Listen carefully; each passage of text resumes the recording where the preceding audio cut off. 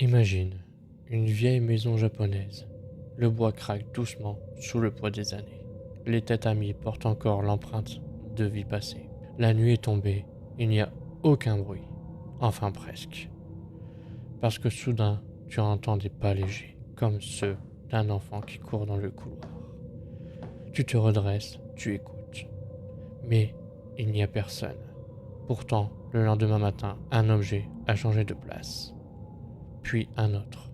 Et parfois, tu as l'impression de ne pas être seul. Tout ce que tu ignores encore, c'est que si un esprit vit ici, ce n'est ni un démon, ni un monstre.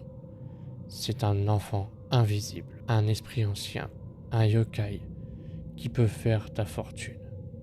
Ou la détruire en disparaissant. Son nom, Zaishiki Warashi. Salut à toi et bienvenue sur la chaîne. Ici on plonge ensemble dans les légendes japonaises, les yokai, les esprits et les histoires qui oscillent entre le fascinant et le terrifiant. Si tu aimes ce genre de contenu, abonne-toi dès maintenant, mets un like et active la cloche pour ne pas rater les prochaines légendes. Aujourd'hui on parle d'un yokai très particulier, un esprit d'enfant, ni bon ni mauvais, mais dont la présence peut changer une vie entière. Le Zaiki Warashi est un yokai issu du folklore japonais ancien. Ça va être dur à prononcer, je vous le dis. Principalement observé dans les régions du nord du Japon. Son nom signifie littéralement Zashiki est égal à la pièce principale d'une maison traditionnelle japonaise, Warashi, un enfant. Autrement dit, l'enfant du tatami. Il vit à l'intérieur des maisons, toujours dans les pièces les plus importantes, là où la famille se réunit, là où la vie circule. Contrairement à beaucoup d'esprits japonais, ce yokai ne tue pas, ne possède pas, et ne cherche pas à effrayer volontairement. Mais sa présence n'est jamais anodine. Il apparaît sous forme d'un jeune enfant, souvent âgé de 5 à 7 ans. Il peut être garçon ou fille, son visage est rond, ses joues sont légèrement rosées. Il porte parfois un kimono ancien, comme s'il appartenait à une autre époque. Mais la plupart du temps, on ne le voit pas, on l'entend. Des rires, des pas, des objets qui tombent sans raison. Il aime jouer, faire des farces, cacher des affaires. Et surtout, il choisit qui peut l'apercevoir. S'il se manifeste à toi, c'est que tu as été jugé digne de sa présence.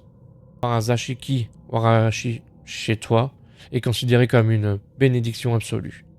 Les familles qui affirment vivre avec lui connaissent souvent la prospérité, la réussite, l'abondance et une maison toujours remplie de vie. On disait que tant qu'il restait, la maison ne tomberait jamais dans la misère. Il y a une règle, une seule. Il ne faut jamais le contrarier, car le jour où il s'en va, la chance disparaît avec lui, et ce départ est toujours silencieux. Les légendes racontent que lorsque l'esprit quitte une maison, les choses commencent à se dégrader rapidement.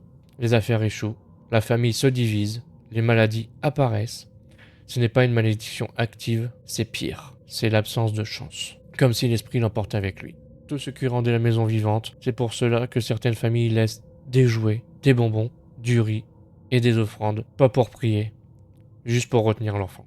Il existe une auberge célèbre au Japon, connue pour être habitée par un Zashiki Warazashi. Des visiteurs affirment entendre des pas la nuit, des silhouettes d'enfants, ou sentir une présence bienveillante. L'auberge est prospère, toujours complète, toujours chanceuse, jusqu'au jour où un incendie la détruit presque entièrement. Après cela, il n'est jamais revenu. Et l'auberge ne retrouvera jamais sa gloire d'antan. Donc, il représente bien plus qu'un esprit. Il symbolise l'innocence, l'enfance, le bonheur fragile, la chance, que l'on ne remarque que lorsqu'elle disparaît. Un petit rappel cruel de ce que l'on croit acquis peut disparaître sans bruit. Alors dis-moi, si tu entendais des rires d'enfants chez toi, est-ce que tu resterais? Ou est-ce que tu prendrais la fuite? Dis-le moi en commentaire. Et surtout reste bien abonné parce que la prochaine vidéo, on quitte les esprits bienveillants. Pour une créature beaucoup plus sombre. Une femme magnifique.